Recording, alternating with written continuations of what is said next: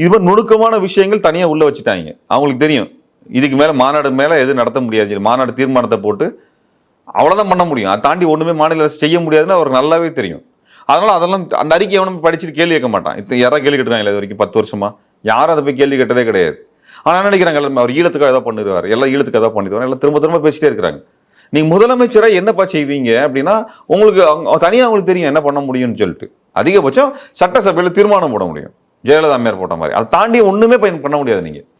ஆனா ஒரு தமிழ் அடையாளமாக சீமான் மாறி வருகிறார்களோ? தமிழ் அடையாளத்துக்கு அவர் தொடர்பு இல்லைங்க. ஏன் அப்படி சொல்றீங்க? அவருக்கு தமிழ் அடையாளத்துக்கு தமிழ் அடையாளம் அப்படின்னா என்னன்னா, நீங்க மொழி சார்ந்து நீ ஆய்வறிஞராக பேசணும் இருக்கணும், அல்லது தமிழ் சமூகம் சார்ந்து இந்த சமூகத்தை வளர்த்துவதற்கான வேலை திட்டங்களோடு அணிதிரட்டணும், சரிங்களா? அல்லது தமிழர்களுடைய பொருளாதாரம் சார்ந்து சிந்தித்து அதுக்கான கட்டமைப்பை உருவாக்குவதற்கான சிந்தனைகளை கொடுக்கணும்.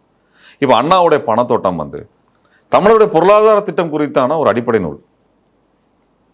அது மாதிரியான அடிப்படை நூல் இன்றைக்கு இல்லை, 1940-44 வருது. என்னைக்கு வருது? கிட்டத்தட்ட 80 வருடத்துக்கு முன்னாடி வருது.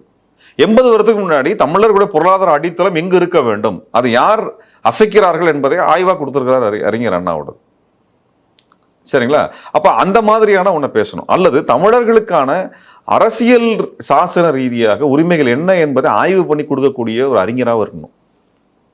இந்த அரசியல் சாஸ்திரத்தில் நம்மளுக்கு என்ன இருக்குது, ஏது இருக்குது, எதை செய்யணும், அப்படி இல்லை சுற்றுப்புற சூழலியல் சார்ந்து நம்மாழ்வார் போல, சரிங்களா, பல நுணுக்கமான விடயங்கள், உலகளாவிய விடயங்கள், தமிழர்களுடைய மரபுகளில் இருந்த விடயங்கள், இதை எடுத்து சொல்ல தெரியணும்.